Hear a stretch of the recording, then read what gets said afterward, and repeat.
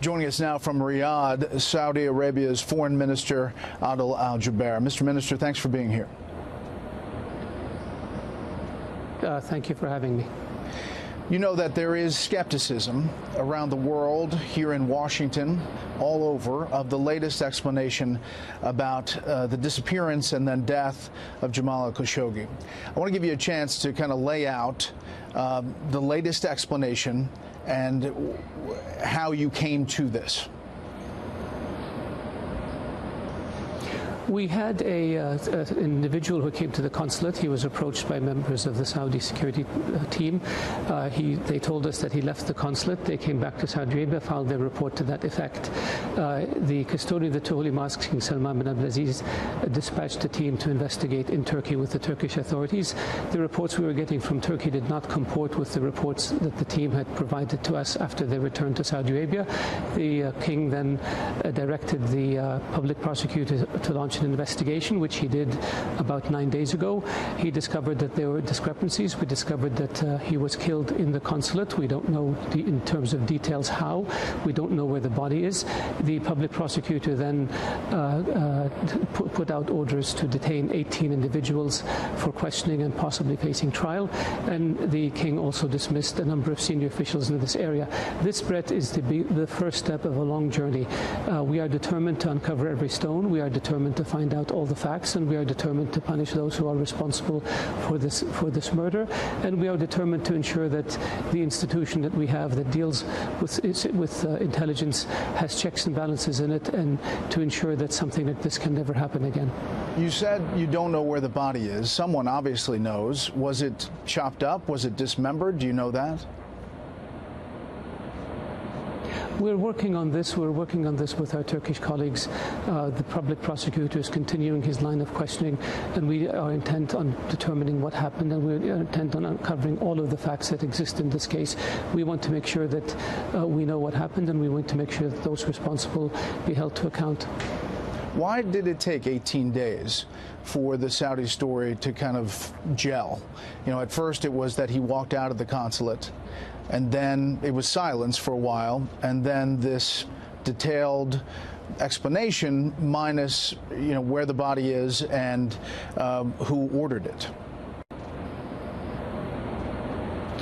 We had reports that indicated that he left the consulate, and then, as I mentioned, our investigating team in Turkey discovered that there are elements that contradict what was in the report.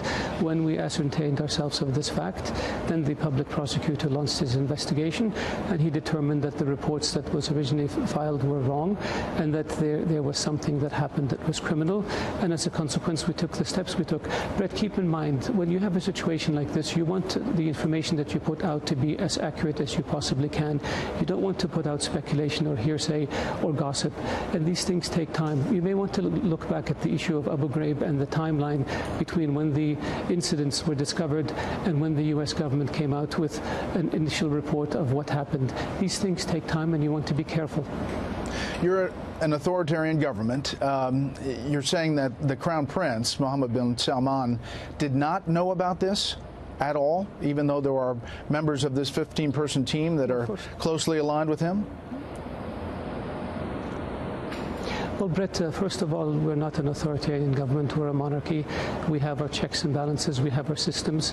The individuals who did this outside the scope of their authority. There obviously was a tremendous mistake made, and what compounded the mistake was the attempt to try to cover up. That is unacceptable in any government.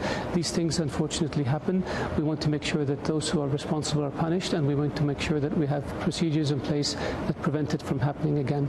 Our history as Saudi Arabia for the past 80 plus years since the founding of the modern Saudi state, we have never engaged in such behavior, and we will never engage in such behavior. This is an aberration, this is a mistake, this is a criminal act, and those responsible for it will be punished. To the original question, did the Crown Prince know anything about it, if there were people closely tied to him involved in this operation?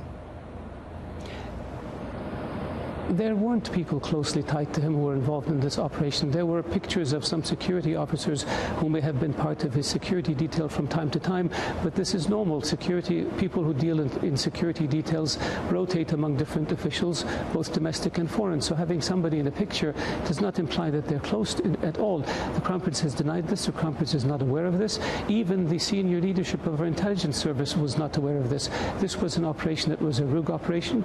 This was an operation where individuals ended up exceeding the authorities and responsibilities they had. They made a mistake when they killed Jamal Khashoggi in the consulate, and they tried to cover up for it. Yeah. What do you say? Do you believe that the Turks have audio of what happened in that consulate?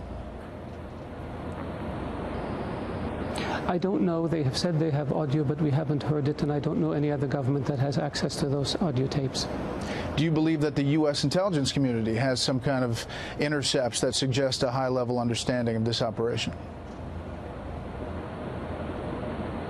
I don't know, and I would imagine that if they had, they would have told us about it. And so I see a lot of speculation in the press. I see a lot of hearsay, and I see a lot of gossip. And I just caution people to be cautious, let the investigation in Turkey and in Saudi Arabia unfold, and when the results come out, we will know the truth. So, Mr. Minister, you understand the skepticism that this was somehow a fight that develops inside the consulate, and that a 60-year-old columnist, writer, is going to resist a 15-member security team, and that one of the members of the team was an autopsy specialist. How do you explain all of that? Well, Brett, I don't believe all 15 members were in the consulate when this happened. We are looking at every individual member of the team. We are trying to find out how they were assembled, how they were dispatched, and we're trying to ascertain the facts as to what happened in the consulate and what happened subsequent to that. We have said when we put out the initial results that these are initial results. They're not conclusive. The investigation is still in its early phases, and we're determined to pursue this to the end in order to uncover the truth and make sure that everybody knows what happened, and we have the full picture, and we know who's responsible, and we hold them accountable. I'm sure you've heard lawmakers speaking out. Here's what Senator Rand Paul said today on Fox News Sunday. I feel certain that the Crown Prince was involved and that he directed this, and that's why I think we cannot continue to have relations with him. And so I think he's going to have to be replaced, frankly, but I think that sanctions don't go far enough. There are a lot of Washington lawmakers who are in that same boat. How do you respond to them? I find it very surprising that somebody 6,000 miles away can be certain about an event that happened 6,000 miles away with no access to information or intelligence. So this is a judgment call on the part of Senator Paul. This is not based in fact. It's just based on emotions and based on speculation.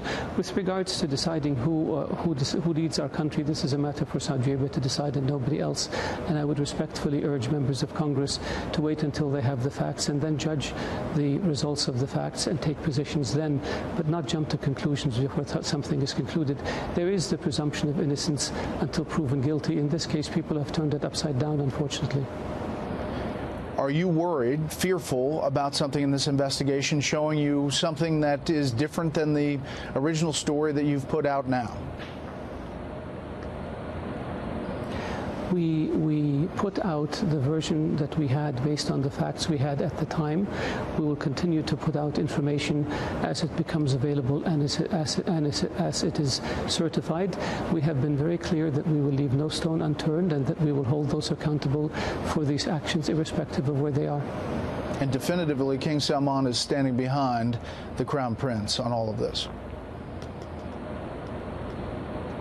The custodian of the two holy mosques, King Salman, is determined to see this investigation through, determined to ascertain the facts, determined to hold those responsible accountable, and determined to put in place policies and procedures and measures in the security services to prevent something like this from ever happening again.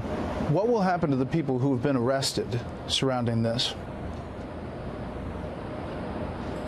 This is up to the courts to decide. The public prosecutor will bring charges as the investigation unfolds. They will be referred to the courts, and the courts will sentence them. Do you have a message to the Khashoggi family today?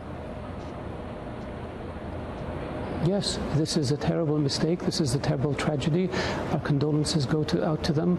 We feel their pain, and I wish this didn't happen, and I wish that this could have been avoided. Unfortunately, a huge and grave mistake was made, and I assure them that those responsible will be held accountable for this.